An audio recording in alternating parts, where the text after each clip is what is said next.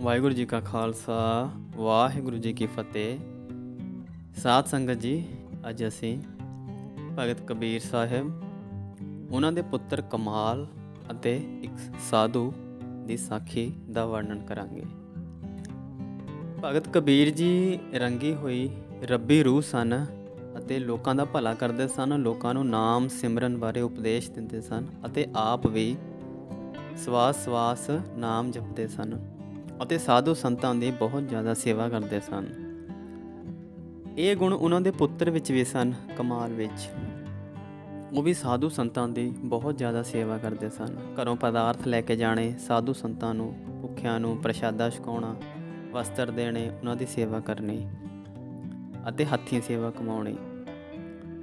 ਇੱਕ ਵਾਰ ਦੀ ਗੱਲ ਹੈ ਕਿ ਇੱਕ ਸਾਧੂ ਉਹਨਾਂ ਦੇ ਨਗਰ ਵਿੱਚ ਆਇਆ ਅਤੇ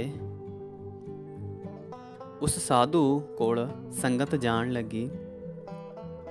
ਉਹ ਪਰਮਾਤਮਾ ਬਾਰੇ ਉਪਦੇਸ਼ ਕਰਦਾ ਸੀ ਉਸ ਸੰਗਤ ਨੂੰ।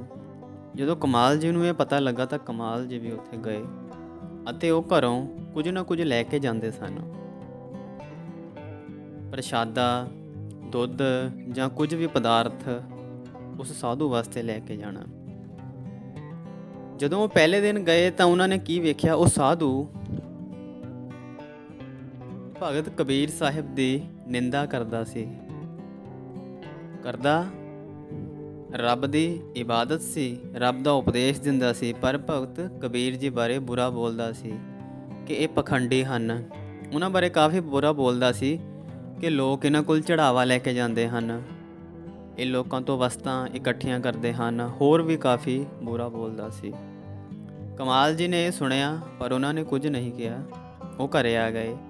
ਅਗਲੇ ਦਿਨ ਫਿਰ ਉਹ ਕੁਝ ਪਦਾਰਥ ਲੈ ਕੇ ਗਏ। ਉਹਨਾਂ ਨੇ ਫਿਰ ਪਦਾਰਥ ਸਾਧੂ ਨੂੰ ਦਿੱਤੇ ਅਤੇ ਸਾਧੂ ਨੇ ਫਿਰ ਇਸੇ ਤਰ੍ਹਾਂ ਹੀ ਕੀਤਾ, ਭਗਤ ਕਬੀਰ ਜੀ ਬਾਰੇ ਕੁਝ ਬੁਰਾ ਕਿਹਾ।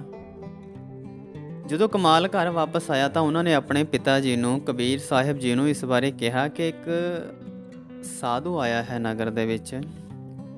ਪਿਤਾ ਜੀ, ਉਹ ਤੁਹਾਡੇ ਬਾਰੇ ਕੁਝ ਗਲਤ ਬੋਲਦਾ ਹੈ। ਸੰਗਤ ਨੂੰ ਤਾਂ ਰੱਬ ਦਾ ਉਪਦੇਸ਼ ਦਿੰਦਾ ਹੈ ਪਰ ਤੁਹਾਡੇ ਬਾਰੇ ਗਲਤ ਬੋਲਦਾ ਹੈ।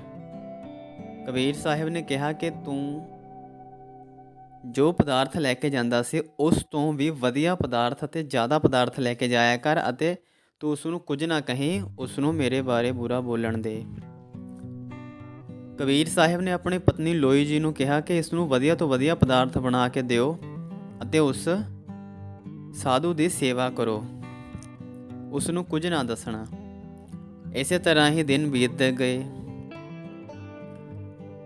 ਉਹ ਸਾਧੂ ਨੂੰ ਹੁਣ ਕਮਾਲ ਦੀ ਪਛਾਣ ਹੋ ਗਈ ਸੀ ਕਿ ਇਹ ਲੜਕਾ ਰੋਜ਼ ਆਉਂਦਾ ਹੈ ਅਤੇ ਕੁਝ ਨਾ ਕੁਝ ਪਦਾਰਥ ਮੇਰੇ ਵਾਸਤੇ ਲੈ ਕੇ ਆਉਂਦਾ। ਕਮਾਲ ਜੀ ਜਦੋਂ ਘਰ ਆਏ ਤਾਂ ਉਹਨਾਂ ਨੇ ਅੱਜ ਫੇਰ ਆਪਣੇ ਪਿਤਾ ਜੀ ਨੂੰ, ਕਬੀਰ ਸਾਹਿਬ ਨੂੰ ਕਿਹਾ ਕਿ ਉਹ ਹਟਦਾ ਨਹੀਂ ਅਤੇ ਰੋਜ਼ ਹੀ ਤੁਹਾਡੀ ਨਿੰਦਾ ਕਰਦਾ ਹੈ। ਕਬੀਰ ਸਾਹਿਬ ਨੇ ਕਿਹਾ, ਇਸ ਪ੍ਰਤੀ ਸ੍ਰੀ ਗੁਰੂ ਗ੍ਰੰਥ ਸਾਹਿਬ ਜੀ ਵਿੱਚ ਅੰਗ 339 ਤੇ ਗੌੜੀ ਕਬੀਰ ਜੀ ਦਰਜ ਹੈ।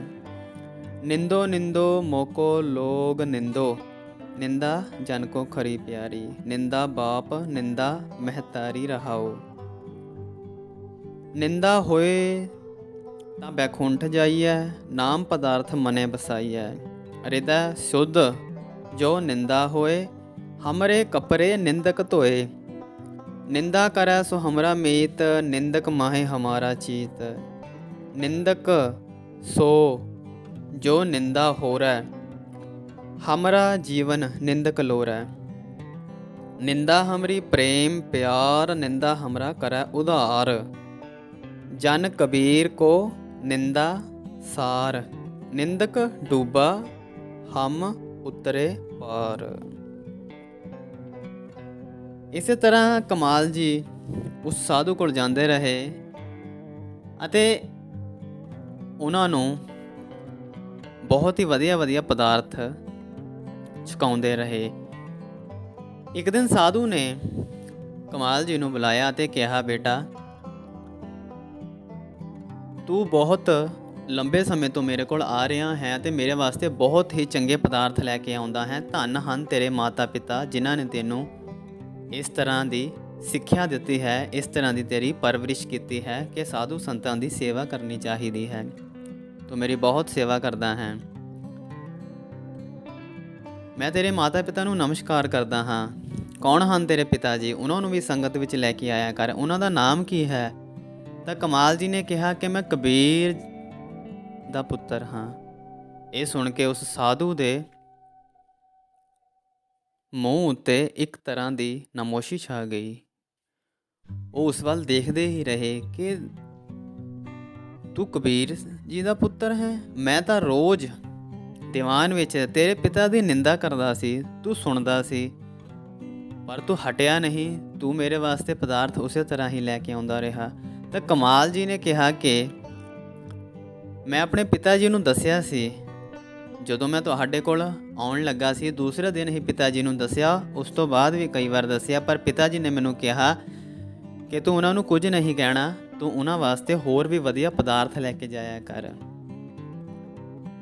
ਕਿਉਂਕਿ ਕਿਸੇ ਦੀ ਨਿੰਦਾ ਕਰਨ ਨਾਲ ਉਸ ਦੇ ਸਾਰੇ ਪਾਪ ਲੈ ਜਾਂਦੇ ਹਨ ਅਤੇ ਨਿੰਦਾ ਕਰਨ ਵਾਲੇ ਦੇ ਉੱਪਰ ਚੜ ਜਾਂਦੇ ਹਨ। ਉਹ ਆਪਣੇ ਉੱਪਰ ਨਿੰਦਾ ਕਰ ਕਰਕੇ ਗਠੜੀਆਂ ਬਣਾ ਕੇ ਆਪਣੇ ਸਿਰ ਤੇ ਪਾਪ ਢੋ ਲੈਂਦਾ ਹੈ। ਦੂਸਰਾ ਵਿਅਕਤੀ ਉਹਨਾਂ ਤੋਂ ਮੁਕਤ ਹੋ ਜਾਂਦਾ ਹੈ ਅਤੇ ਉਹ ਪਾਪਾਂ ਦਾ ਭਾਗੀ ਬਣ ਜਾਂਦਾ ਹੈ।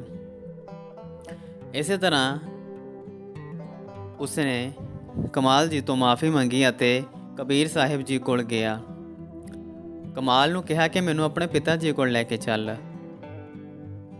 ਜਦੋਂ ਉਹ ਕਬੀਰ ਸਾਹਿਬ ਜੀ ਕੋਲ ਆਏ ਤਾਂ ਉਹਨਾਂ ਨੇ ਕਬੀਰ ਸਾਹਿਬ ਨੂੰ ਨਮਸਕਾਰ ਕੀਤੀ ਅਤੇ ਮੁਆਫ਼ੀ ਮੰਗੀ ਕਿ ਕਬੀਰ ਜੀ ਮੈਨੂੰ ਮੁਆਫ਼ ਕਰ ਦਿਓ।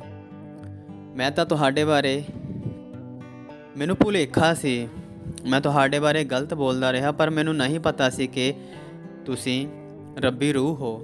ਮੈਂ ਤੁਹਾਡੇ ਬਾਰੇ ਗਲਤ ਬੋਲਦਾ ਰਿਹਾ, ਪਰ ਤੁਸੀਂ ਆਪਣੇ ਪੁੱਤਰ ਨੂੰ ਉਪਦੇਸ਼ ਦਿੱਤਾ ਕਿ ਉਸ ਨੂੰ ਨਿੰਦਾ ਕਰਨ ਦੇ ਹੋ ਅਤੇ ਤੁਸੀਂ ਵਧੀਆ ਤੋਂ ਵਧੀਆ ਪਦਾਰਥ ਮੇਰੇ ਵਾਸਤੇ ਭੇਜਦੇ ਰਹੇ। ਮੈਨੂੰ ਕਿਰਪਾ ਕਰਕੇ ਮੁਆਫ਼ ਕਰ ਦਿਓ।